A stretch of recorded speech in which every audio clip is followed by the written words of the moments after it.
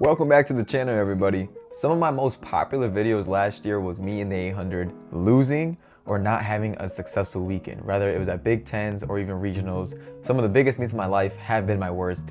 You do not get to choose when you have your worst race. You do not get to choose when you have your best race. It just kind of happens. When you show up to that line, you try to do good every single time, right? You're always trying to show up and make every single race better than the last, but it just doesn't work out like that. Your body goes through different training cycles. You're fatigued at some points of the season. You feel better at certain points of the season, and sometimes those roles are flipped. Sometimes when you feel your worst, you perform your best, and vice versa. And this meet specifically, I felt pretty good, and I showed up and I did pretty bad. So whenever somebody asks, do you want the bad news or good news first, they always say, just give me the bad news. So with that being in mind, we're gonna go ahead and start this video out with the bad video. So let's go ahead and get started. So this meet right here, for context for you guys, it was May 24th, May 25th. It was the West Regional Rounds. This is to get to the national meet. And going into this race, I was ranked 14th, and the top 12 athletes end up making it to nationals. And this was the prelims before the finals, and so all I had to do was place, I believe, top 3 to make it into the next day for that automatic qualifier. I didn't do that, and then all I had to do was try to beat out the rest of the guys. So I had to be, I think I had to be top 14, top 20. No, I had to be top 24 out of 48 to make it just to the final. I didn't do that. I ended up placing 35th, 40th total. It was a very bad race for me, but I don't want to spoil it for you guys. Let's go ahead and just get this thing started. So, starting this video out, I was feeling very confident going into this race. I was feeling very good. As you can see here, I'm looking pretty sharp with the braids in the hair, as you guys saw from the thumbnail. This one just got away from me, man. I'm gonna give you guys a step-by-step walkthrough. So I start this race out. I'm in lane 9. Hate being in lane 9, by the way. It's one of my least favorite lanes. Video's a little choppy. I apologize for that. But you know, I get out pretty good, and I had the mindset of I'm either gonna get out in 52 or I'm not gonna win the race at all. I'm either gonna run 146 or I'm not gonna make it to the final. And really, through these rounds, you're not supposed to have the mentality. You're supposed to have the mentality to survive in advance, but I had the mentality of dropping a bomb. And I really wanted to solidify my time for Olympic trials and try to get a really good mark in. But as you guys see here, this is the indoor national champion for the 800, Rivaldo Marshall from Iowa, a very good competitive guy. So I just knew that if I was next to him the entire race, that he'd push me to a very good time. And he didn't run very fast either. He only ran 148 because he understood the survive in advance mentality. But you know, you can see I got out in 27 seconds. As you guys can see here, already first mistake. Look at me looking at the clock right here, running in lane 1.5, lane 2. I'm burning a lot of energy running side by side him. What I really should have done was packed in behind him or made a definitive move to put myself in front of him. But as you guys can see, I'm kind of lingering around. I'm not really in a good position, and I'm really just running outside of my element. I'm really focusing on that time. And when it comes to track, you know, you're really not supposed to worry about the time. You're supposed to just have full focus ahead, eyes on the track. But me, I was looking to the inside. I was kind of leisuring off a little bit. And honestly, a lot of things go into this mental preparation beforehand too. And I feel like mentally towards the back end of the season, I started deteriorating a little bit. And I feel like a lot of different track athletes can relate to this, but a lot of different stresses add up. And this is pretty funny because I had just already finished finals. School actually was just finished, but leading up to that, I put a lot of mental energy into finishing school. I was putting a lot of pressure on myself to try to make it to the Olympic trials, to try to put on a good showing for you guys as well. And I feel like all of those things just kind of combined into this race, and I really didn't have the true confidence within myself to trust myself from running in the middle of the pack. I try to force myself to the front of the pack. I try to force myself to be something that I wasn't, you know? And I hadn't run for 146 in the open all season, and so for it to happen in a meet like this, it's very rare. And so I should have never had an all or nothing mentality. But as you guys saw, about 52.5 to the first 400, I'm the leader. Going into about 500 meters, I'm not feeling too good. I'm not gonna lie to you. I feel kind of tense. I feel Rivaldo running behind me. He's making up some ground, and as you guys can see, he's gonna pass me on the outside. And I really had no move coming through 500, about 107, 108 maybe. And here, you know, I'm really getting long. You want to stay relaxed when somebody's next to you, but as you guys can see here, I just had no response, and that was my first move. You can see here, I'm really kind of dying. I come through 600 in about 121, and that's not really fast for me. But one of the biggest things I messed up here is not responding to this move. I really should have full on sent it with about, you know, 150, 120 left. And I don't know what I was waiting for, but I just ended up never sending it. I was very focused on trying to be as relaxed as possible within this last 150. But what I've come to realize, especially after this race, is it really doesn't matter how relaxed you look. You know, I do this thing where I get really tense and I run like this, but that has gotten me to the marks that I've been my entire season. Those 147s or those 148s have been for me doing that. And so I decided to change it up in one of the most important meets of my life. And that's what I got. I got changed up results. And so here I'm trying to be smooth, I'm trying to be relaxed, but here I really should have just been gunning it and just full on sending it. But here I'm trying to be way too relaxed. I'm way too focused on my form when in all reality, I really should have been sending it more. And I was way too relaxed, way too calm. I'm trying to make something out of nothing. And as you guys can see, 1, 2, 3, 4, 5, I get passed by everybody. And then Rivaldo ended up falling down right there too.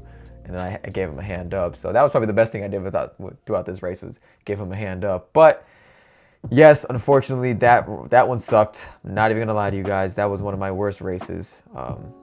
You know, speaking, that was pretty bad. So let's go ahead and talk about the best race. That race was a 149.5. I didn't advance to the finals. Now, let's go ahead and do the fun part. Let's go ahead and look at the race that was my best. And that was that Florida Relays first outdoor meet of the season. I felt very good. I felt very confident throughout this race. And yes, that was the highlight of my weekend, was running this time. Florida Relays, let me explain to you my mentality going into this race here. So going into Florida Relays, I was having some really good workouts. You guys can watch my day in the life video right here with this, click of this link. It was a 600-meter time trial, and I ran 117.5. That's the fastest I've ever ran on a random practice with no FAT timing, no anything. And I felt so good. I felt ridiculously good going into this race. And I had the most confidence I ever had. I had a lot of hunger because I was not successful in the my Big Ten championships and conference. I didn't make the final. And so I felt as though I had something to prove. And all of that leading up to this race, I really wanted to open up my season with a bang. And I did that. So let's go ahead and get started. I'm gonna show you guys everything that I did that was very good. If you don't mind, I'm gonna mute it. So I'm getting out. As you guys can see, I'm in lane 2, and the inside runner from Penn State loves to get out fast. You know, he makes up the stagger on me relatively quick, but I didn't have any type of fear. I wasn't nervous at all. I'm feeling very good, very confident, and it's very hard to see a little bit, but if you were to zoom in, I'm kind of in the middle of the pack. I believe I'm in that 4th position, maybe 3rd. Yes, I'm about in the 3rd. We come through the first 200 in about 26, and that's exactly where I love to be, 25, 26 seconds. I'm feeling very good. Florida Relays, it's hot. You know, a lot of good things, historical things have happened on this track, and I'm just happy to be here, honestly. So right here, you see me, I'm fluid. I'm in the 3rd position. I feel confident. I'm not exerting too much energy. I'm feeling good. I did peep at the inside lanes to see what the time was, but I didn't peep as long as I did at my regional meet. But coming through the first 400, about 53.1, 53.2, and I feel in my mind, wow, that's way too slow. I have so much more in the tank. And so I make a very definitive move here at about 500 meters because I feel good. I feel fit, energetic, and I just full on kind of send it. You know, 500 in, I'm like, all right, let's go. Let's make this thing happen. And as you can see, there's Nebraska coming up here, flying. And nobody's coming with me, you know. I'm pushing the rest of the field. The rest of the guys are chasing me. Come through 600, probably about 119, exactly where I want to be. And, you know, this guy behind me, he's a 145, 146 runner. Very good guy. His brother actually almost made it for the Olympic team.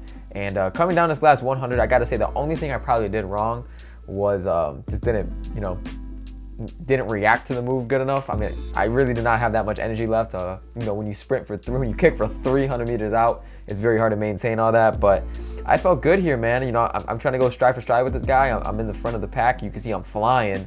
You know, I just felt good here, and obviously I get out kicked. But I mean, this is a 147.4. Felt great. Finished the race very strong. Maybe I eased up a little bit before the line too. That probably would have been a bit of a difference maker, but yeah, that is the difference between my best and my worst race. You know, very two and a half second differential between the two races. My first race, I got out faster in that first 400, which is pretty funny. The first race, I got out in 52.5, 52.4, and in that race, I got out in 53.4, and I came back with a 54, and that's that 147. The bad race, I got out in 52 and ended out with a 57, and that's nowhere near where you want to be. But I think confidence plays a big role in this. You know, as I mentioned before, you know, you do not get to choose when you have your worst race or your best race. It just happens naturally where you're at in your training cycle, the level of the competition, the weather. There's so many different factors that go into your races, but you can't get discouraged. the race happened, right? Both of those races happened, but life moves on. Whether I had the best race of my life moves on, or whether I had the worst race of my life keeps on moving forward. And all I can do is focus upon my next season and how I can focus every single day and hone my energy to be positive, so that my next race I show up, I'm not thinking in the past. I'm just worried about the things that are within my control, and that's how good I eat, sleep, train, recover, and obviously compete for the next competition. And I want you guys to remember that too. Even me, I'm at one of the highest levels for racing. I'm obviously not a pro or at the Olympics or anything like that, but I'm at a Division I college, and I'm racing some of the best kids in the nation, some of the best 18 to 22-year-olds in the entire nation. And I'm going into my senior season, and I have a lot of experience about having good races and bad races, all the way from those 2 flats, 2 10s, 2 15s to the 155s, 150s, and then obviously now the 147s. And you know, I've split 146 in a relay before in the 4x8, but I didn't want to count that because it's not official. But you know, that 147, you know, it felt good, it felt easy. And then that 149, it felt hard, it felt difficult, and it felt like it was one of the worst races ever. And so you have so many different emotions throughout the sport and track and field, but I just want to consistently remind you guys to stay positive and to remind yourself about what type of track athlete you are and the type of track athlete you want to be. Currently, I'm a 147, 800 meter track athlete, but I have aspirations and goals of becoming a 145 and a 144 track athlete. And this can hold true to whatever time you are currently at, whether you're a 205 and you want to be a 159, or you're a 159 trying to be a 154 guy. You just have to set it out there and put your energy out there that you want to become this, and it's going to happen slowly but surely. You know, you just got to stack those days upon one another, kind of like bricks, and it's just going to happen throughout time. As you keep training harder, as you keep doing the right things, good things are going to happen to you. The universe is very giving. It's going to be rewarding at the end of the day. And it happened to me my freshman year. You know, I was a 152 guy, and I told myself, I'm going to be a 147 guy. I'm going to be the guy to go to regionals. I'm going to be the guy that's going to inspire other people to run faster. And that's exactly where I'm at. And I don't have any intention of slowing down anytime soon. So that's it, guys. That was my best race versus my worst race. Hope you all enjoyed the video. Stay fast out there. Give me a follow on Strava. Excited to see how you guys' summer training's been going. This has been Nico Schultz. We out. Peace.